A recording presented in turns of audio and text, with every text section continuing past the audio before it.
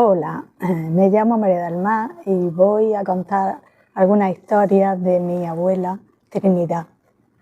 Mi abuela nace en Gelga a principios del siglo XX, 1910.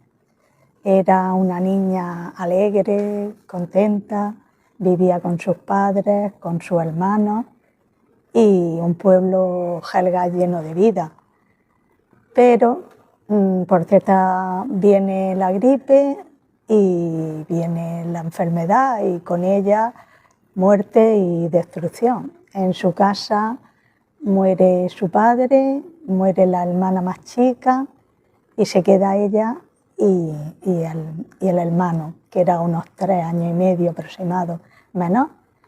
Y su madre, después de unos días, de 15 o 20 días, que no sabían si iba a vivir o no, al final pues sana y se queda bien. Pero el pueblo no había para estar allí, para poder vivir. Y ella tenía una amiga aquí en Almería y se viene. Coge a los 2 niños y vienen a casa de María la Sástera en la calle Antonio Vico. Esta mujer le alquila una habitación y ellos busca trabajo, la abuela Ana y su madre, y entra a limpiar en el Café Colón, que estaba situado en el Paseo de Almería. Ella era una mujer acostumbrada a vivir en el pueblo, acostumbrada a estar en su casa, no estaba acostumbrada a trabajar en la calle, eran otros tiempos. Y cuando bajaba ahí al trabajo, pues la niña tenía que llevarla al trabajo porque se perdía en Almería. Y mi abuela la traía, la dejaba, volvía a la casa, al hermano lo preparaba y lo llevaba al colegio, que era pequeñito. El colegio tampoco eran colegios como ahora conocemos, tenía que llevarse hasta la silla. Y bueno, y así iba pasando su vida. Lo que les divertía, que ella me contaba muchísimo, era ir al cine los fines de semana. Había un cine en donde ahora está la delegación de Hacienda, que era el cine o teatro Variedades. Allí se hacían muchos espectáculos. Y iba con el hermano, le compraba una entrada, que yo no sé si sería una perra gorda, pero solo podía comprar una entrada. Entonces entraban niños, le compraba garbanzos, un paquete, un cartucho, decía ella, de garbanzos de cacahuete, y pasaba al cine. Ella se quedaba fuera. Y cuando ya quedaba como 20, 30, una media orilla, le pedía al portero que si quería dejarla entrar. Y el portero la dejaba entrar. Decía, ¿me puede dejar que entras, que voy a buscar a mi hermano, que llegamos tarde, que mi madre nos está esperando? Y entraba y siempre veía el final. Eran películas que no terminaban, que tenían una sucesión todas las semanas y siempre quedaba en lo más interesante. Ella me contaba a mí que era de valientes. Eran unas películas que siempre quedaba cuando el valiente lo atrapaban, lo encerraban y estaban esperando a la semana siguiente para ver qué es lo que pasaba. Era una manera de sobrellevar la vida. El cine, ellos también coleccionaban estampas de los actores, ella me hablaba del Gordo y el Flaco, de los actores del cine de aquella época, Harold Lloyd, y que le encantaba.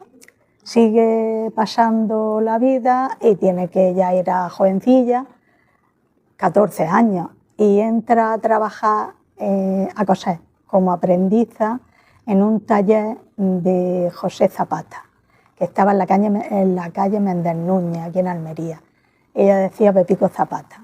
Allí aprende sastra, que es con lo que luego se ha ganado ya su vida cosiendo, porque igual luego tuvo que hacer mujer, hombre, tuvo que hacer confección de todo lo que, porque estaba preparada. Ella estaba muy contenta que pudo comprarse una máquina de coser porque se llamaba Trinidad. En aquella época que compró la máquina de coser, en el 1932, una mujer no podía comprar una máquina. Tenía que ser el marido, el padre, tenía que ser hombre. Ella era Trinidad Carreño y por su nombre podía ser mujer o podía ser hombre. Y ella siempre decía que estaba muy satisfecha y muy orgullosa de haberse pagado ella la máquina de coser, con la que luego a lo largo de su vida se pudo ganar un sueldo. Más adelante conoce a su marido, se casan, vivía tan a gusto, tenía 2 niños, mi madre, el niño más chico. ¿Qué pasa? Pues que viene la guerra, otra vez viene unas circunstancias adversas, muere el marido, muere el niño y se quedan las 2. Y mi bisabuela, se quedan las 3, madre, hija y la máquina de coser, que es con la que ella sigue ganándose el sustento para poder salir adelante. En la guerra pasaba muchísima hambre y voy a contar una historia que ella me contó y me hacía gracia. Vienen unos primos que estaban en Francia. Esos primos eran 6, los más chiquititos pasaban un hambre todos, pero los chicos atroz. Y había, donde la abuela vivía cerca, había unos comedores sociales y los llevan para que los niños pudieran entrar allí y poder comer. Pero había un pequeño problema, que los niños venían de Francia, uno se llamaba Lenin y otro Stalin, y había que cambiarle los nombres a los niños, porque al comedor no podían ir con esos nombres. Y se pasó la abuela pues toda la noche, tú Paco, tú Carlos, tú Paco, hasta que los niños pues dijeron como sé que yo me llamo Paco, que yo me llamo Carlos. Y bueno, pues fueron al comedor, no pasaron hambre y crecieron. Y la vida, pues ella siguió cosiendo, siguió haciendo su vida. Más adelante, cuando ya era, no sé, tendría 50 años, entró en Marín Rosa, una tienda de aquí de Almería, porque no había sastra y para arreglos de trajes de caballero, pues estuvo allí muchísimo tiempo. Es más, ella se jubiló 2 años después de la edad, porque no querían que ella se viniera. Y ella estaba muy contenta, era a gusto con la gente joven, la quería y se relacionaba estupendamente.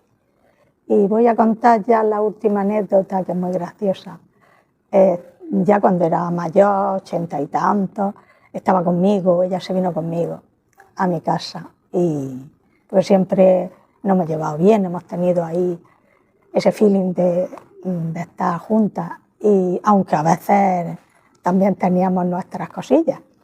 Y dice, mira, está hablando con tu vecina Paqui y dice que tiene una abuela en un pueblo, en una residencia, y que está estupenda, que estamos a gusto, que sale, que entra, que tienen fiestas.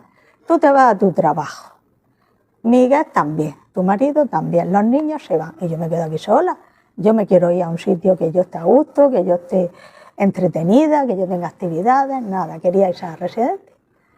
Tú, mira, vamos ahí, me compras una maleta que tenga ruedas, me compras unos camisones bonitos, unas batas bonitas, me voy a comprar, pues fuimos, hicimos las compras que ella quería. Pues nada, yo decía, abuela, es que no está a gusto aquí. No, si a gusto estoy, pero que me ha dicho Paqui que allí se estaba mejor. Pues venga, pues vámonos. La primera semana. Bueno, le hicimos el ingreso en la residencia. La primera semana voy a verla. Y bien, muy contenta. Abuela, ¿cómo estás? Estupendamente, uy, contentísima. La segunda semana, el fin de semana siguiente, llego y tenía un ojo rojo. Digo, abuela, ¿está dónde derrame? Abuela, pues, ¿te ha pasado algo?